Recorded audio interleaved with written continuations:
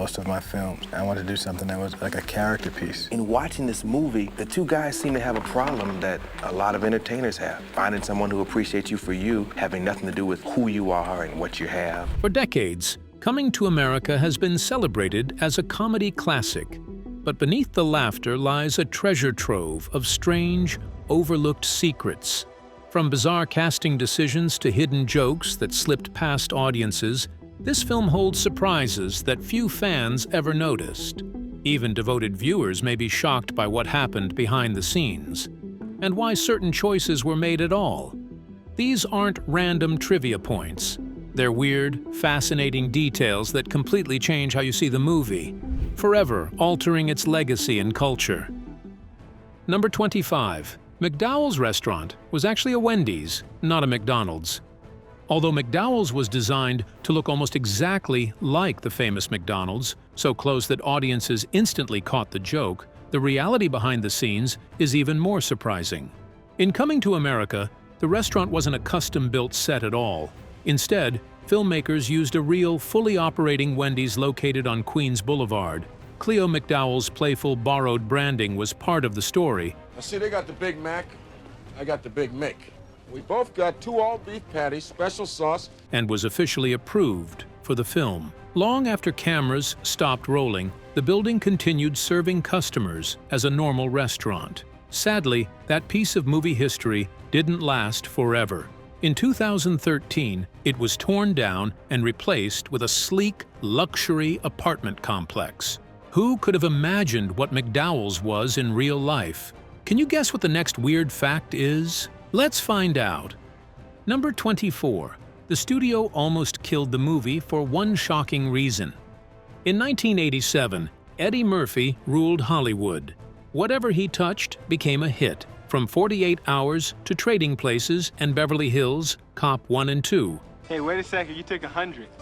You took the 100. No, that's no. See, $1.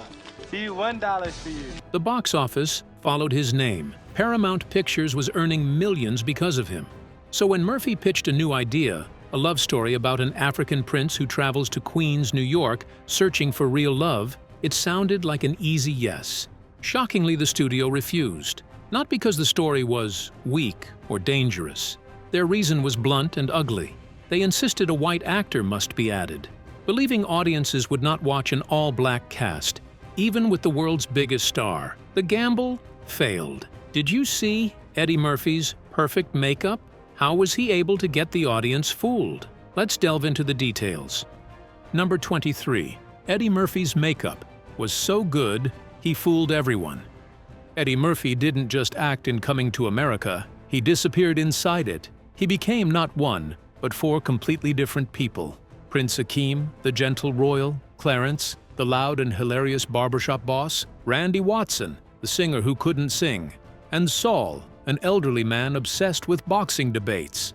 Thanks to legendary makeup artist Rick Baker, the disguises were unbelievably real. Murphy tested them by roaming the Paramount lot as Saul, talking to staff in his real voice. No one believed him. Come on, man, what about Joe Louis? The Brown Bomber. Now that was a great boxer. You damn right. He even flirted with an elderly woman and got her number. The makeup didn't just fool people. It erased Eddie Murphy. What is the next fact on the list? Who could be making such a huge allegation? Let's dig into the details of Murphy's theft accusations. Number 22. Murphy was accused of stealing the idea for the movie.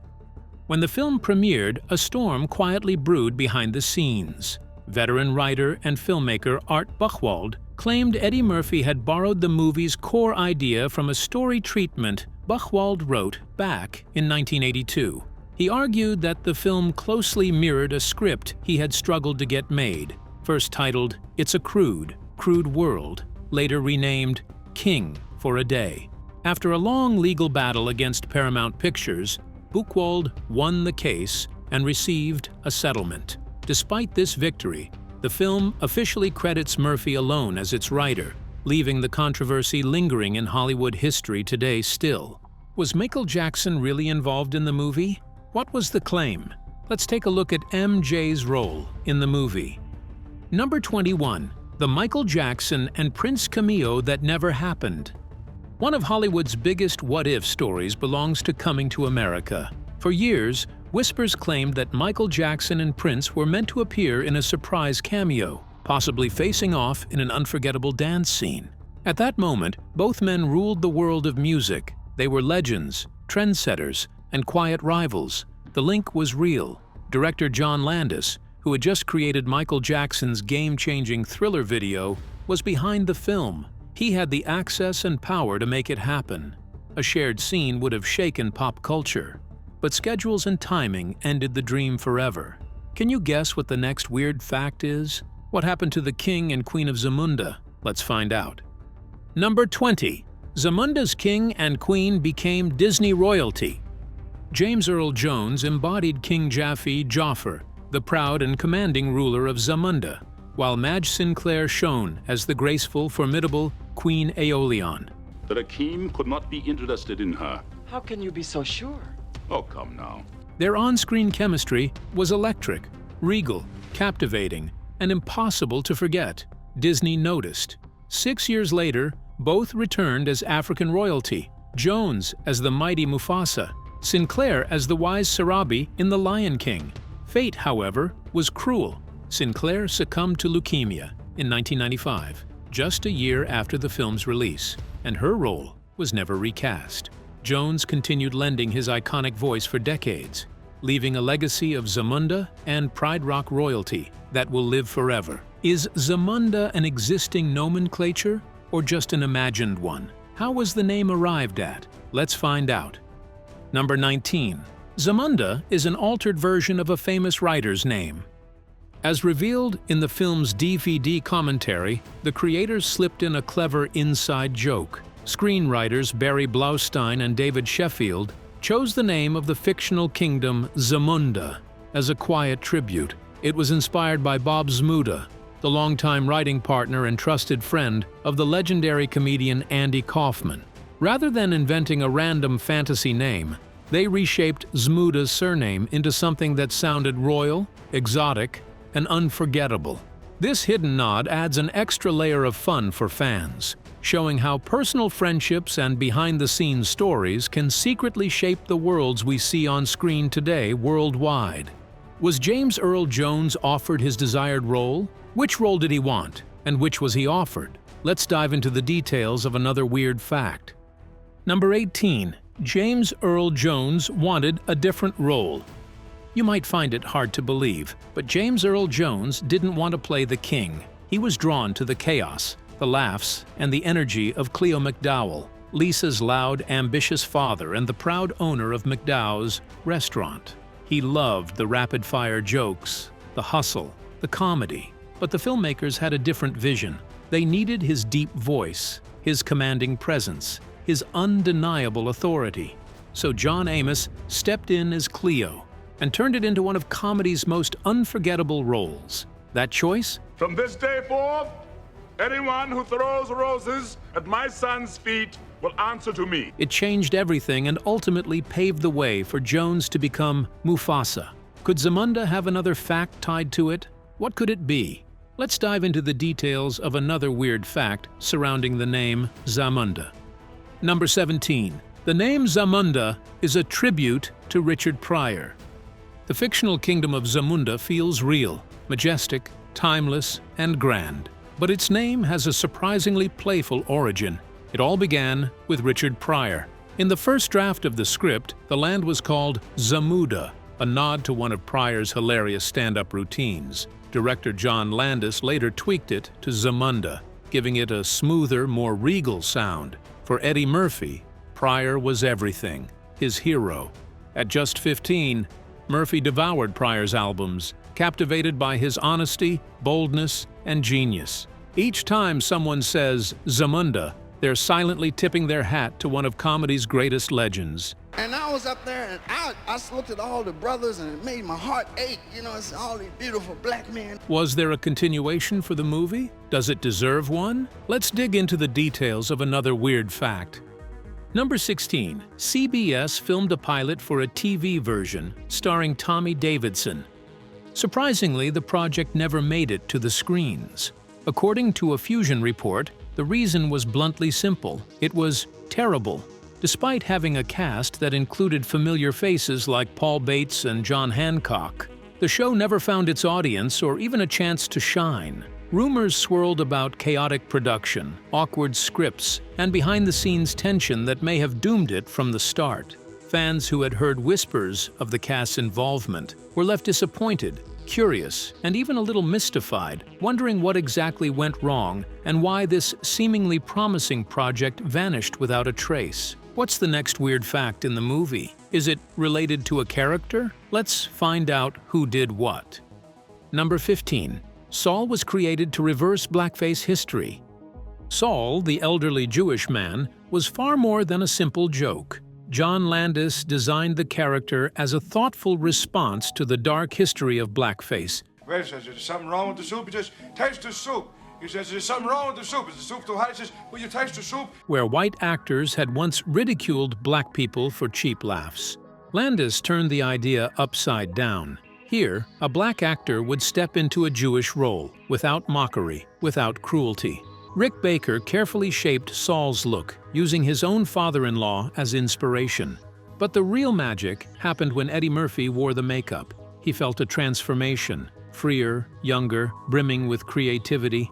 This moment of discovery didn't just change a performance. It would shape the path of Murphy's entire career. Who fought with Eddie Murphy? What caused it? Was it resolved? Let's delve into the details of the misunderstanding. Number 14. Eddie Murphy and the director nearly fell apart. The making of Coming to America was far from smooth. John Landis later revealed that Eddie Murphy had changed. Fame had hardened him. He arrived late, traveled with a massive entourage, and often treated the crew poorly. Frustrated, Landis issued a stark warning. "Be late again, and I quit." Murphy bristled, feeling treated like the child he once was. Tensions reached a boiling point one day when Arsenio Hall handed him a bottle of vodka to calm him. Murphy drank it all. The hours that followed were chaotic, tense, and exhausting. Yet, in a twist of irony, Landis later admitted that Murphy delivered one of the finest performances of his entire career. What is that unnoticed, weird moment in the movie? Who was the character? What did he do? Let's dive into details of what happened at the McDowell's party. Number 13. Tobe Hooper has a cameo at the McDowell's party. Only the most devoted horror fans likely caught this hidden gem. Tobe Hooper, the legendary director behind the Texas Chainsaw Massacre and a close friend of John Landis, quietly slipped into the McDowell's chaotic party scene. Like a ghostly Easter egg for cinephiles, his brief appearance is easy to miss. You understand what I'm saying? I love the Lord, and if loving the Lord is wrong... Blending seamlessly into the raucous crowd while carrying the weight of horror history on his shoulders. It's a tiny, almost mischievous nod from Landis to the genre's faithful, an insider wink that rewards viewers who know their slasher legends. Spotting Hooper here feels like discovering a secret handshake between filmmakers and fans alike, a fleeting but unforgettable thrill. What's up with the homeless men? Who were they? What did they do? Let's dig into the details of the homeless men. Number 12. The Homeless Men were a hidden sequel. The two homeless men that Prince Akeem generously hands money to? They're none other than Randolph and Mortimer Duke from Trading Places. Do you really believe I would have a nigger run our family business, Randolph? Of course not. In that classic film, it was Murphy's clever schemes that turned their world upside down, leaving them destitute.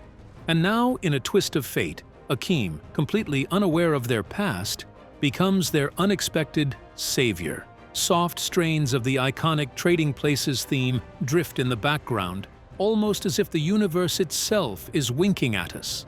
A secret connection, a hidden link between stories, a quiet, satisfying, full circle. Karma has spoken, the circle is complete, and the audience is left grinning at the brilliance of it all. Did you know that McDowell wasn't a setup but a real restaurant? Which brand is it? Let's find out. Number 11. McDow's was a real place fans visited for 25 years. The McDow's scenes were shot inside a real Wendy's restaurant in Queens. Once the cameras stopped rolling, the restaurant went back to its usual routine. But something remarkable had happened. Fans from all over kept showing up, eager to see the place where movie magic had come to life. For years, people snapped photos, shared stories, and left glowing reviews online. But in 2013, the unthinkable happened. The Wendy's was torn down, replaced by sleek luxury apartments. Fans were heartbroken. A simple everyday fast food joint had transformed into a cultural landmark. In a strange twist of fame, a fictional restaurant had outshone its very real counterpart. Which other weird fact is on the list? What kind of nostalgia did these guys bring to the movie? Who are they? Let's find out. Number 10. Don Ameche and Ralph Bellamy make cameos.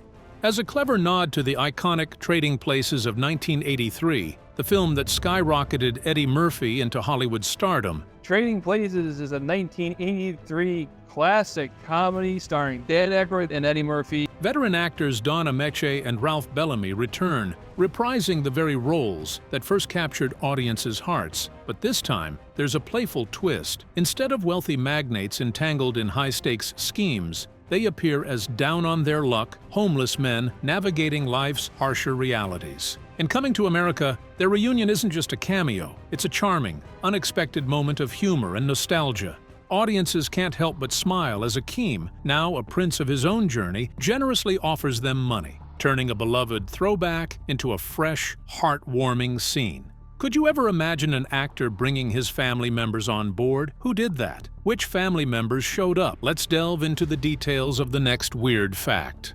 Number 9. Murphy and Hall's family members appear in the movie. In Coming to America, both Eddie Murphy's and Halle Berry's brothers make brief but memorable appearances. During the iconic basketball game scene where Prince Akeem is recognized, Hall's brother, Vondi Curtis Hall, plays the sharp-eyed vendor, while Murphy's stepbrother, Vernon Lynch, can be spotted waiting in line in the bathroom right in front of Akeem. Oh my goodness! Oh my goodness! It is you! I am a loyal citizen of Zamunda! Yes, but you're going to... The film also launched the careers of several future stars. Cuba Gooding Jr. makes his debut as a lively barbershop customer. Garcelle Beauvais appears gracefully as a rose-bearer, and Sherry Headley captivates audiences as Akeem's love interest, Lisa McDowell. Adding an extra twist of tension, Samuel L. Jackson appears as the would-be thief targeting McDowell's store.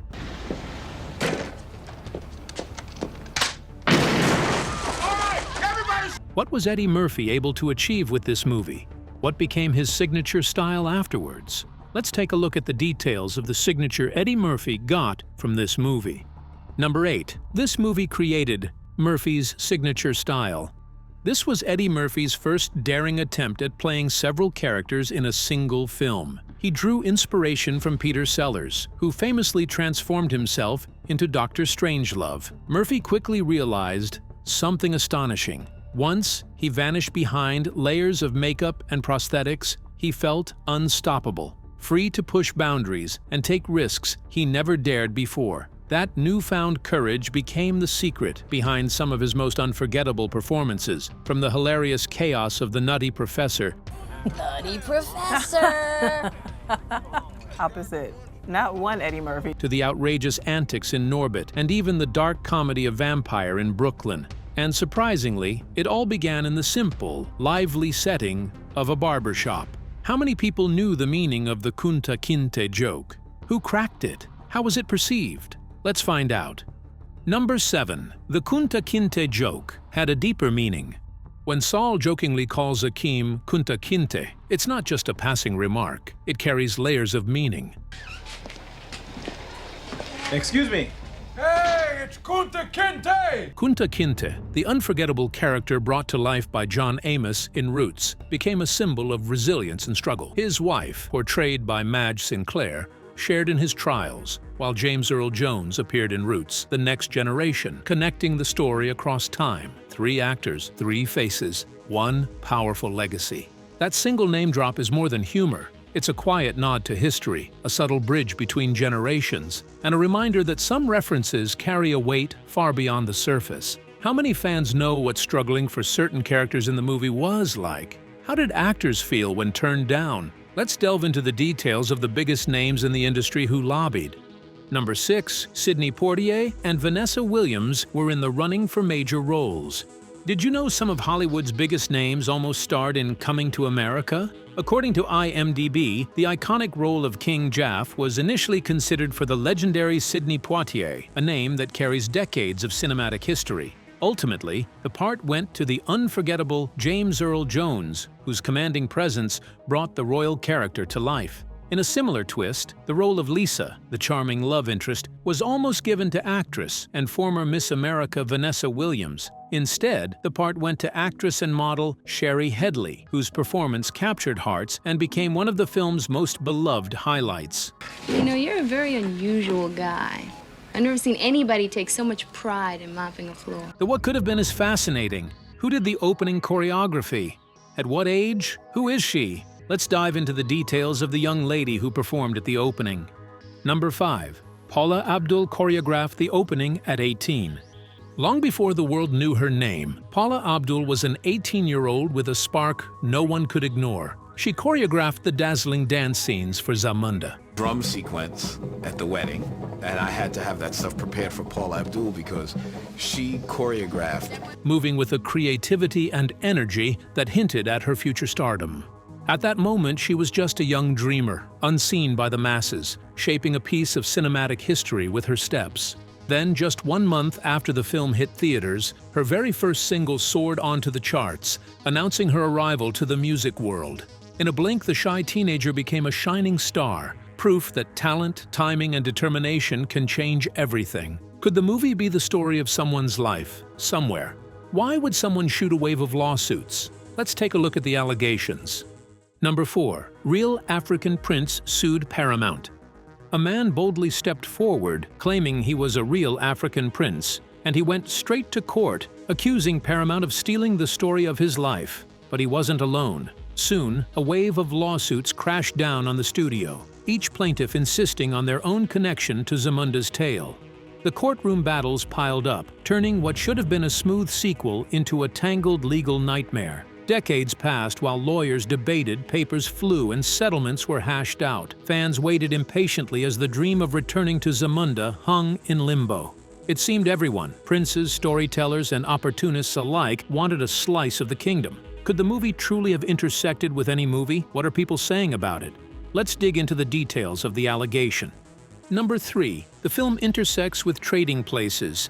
Coming to America and Trading Places secretly live in the same movie world, and a clever crossover ties them together. The connection comes through Don Ameche and Ralph Bellamy, who briefly return as the same characters they played before. In Trading Places, they are rich, heartless businessmen whose greed costs them everything. By Coming to America, their fall is complete. They appear as homeless men on the street. When Prince Akeem kindly hands them a stack of cash, Bellamy grins and jokes, "We're back," turning a quick scene into a brilliant inside joke for fans that sharp viewers still love today. We're back. Was Wesley Snipes part of the crew from the beginning? Why and when did Eddie Murphy get along? Let's find out. Number 2. Wesley Snipes, Lost, then Won. Decades ago, Wesley Snipes tried out for the original movie but didn't make the cut. 30 years ago, our next guest auditioned for but did not get a role in the original Coming to America, but is Wesley Snipes. It was a disappointment that could have ended there, but life had other plans. Fast forward 33 years, and destiny called back. This time, Eddie Murphy himself handpicked Snipes for the sequel, giving him a role no one would forget. Not just a part, but a show-stealing villain who commanded every scene he was in. The very actor once turned away had returned stronger, sharper, and unforgettable. It was a full-circle moment, a story of patience, timing, and sweet, undeniable justice, proof that sometimes the second chance is even better than the first. What happened to the planned series on TV? Which station is it? Let's take a look at why it stopped suddenly. Number 1. The movie was almost spun off into a TV series.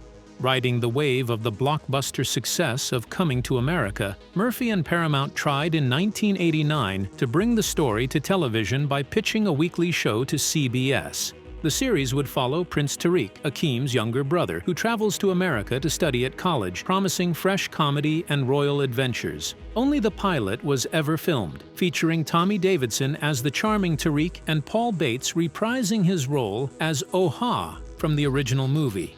I just don't think my brother sending me to New York was a good idea.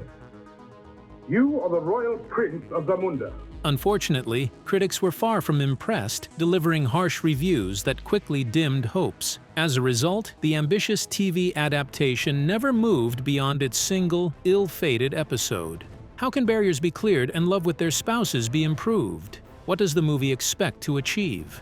Let's take a look at the motive. Breaking barriers, finding love. Coming to America wasn't just a comedy. It was a bold statement. It showed Hollywood a new horizon, a story led by a black cast, featuring an African prince as the hero, and a romance that broke every cliché. At first, studios hesitated, unsure if audiences would embrace it. Critics shrugged, thinking it was just another film. But the people spoke differently. They laughed, cheered, and fell in love with the story. In 1988, when a charming prince crossed oceans in search of true love, the world didn't just watch a movie. It discovered Zamunda, a vibrant, magical kingdom, and a new way of imagining heroes on the big screen. So, what do you think about Eddie Murphy's decades-old movie? We'd love to hear your opinions in the comments below. And don't forget to like and subscribe.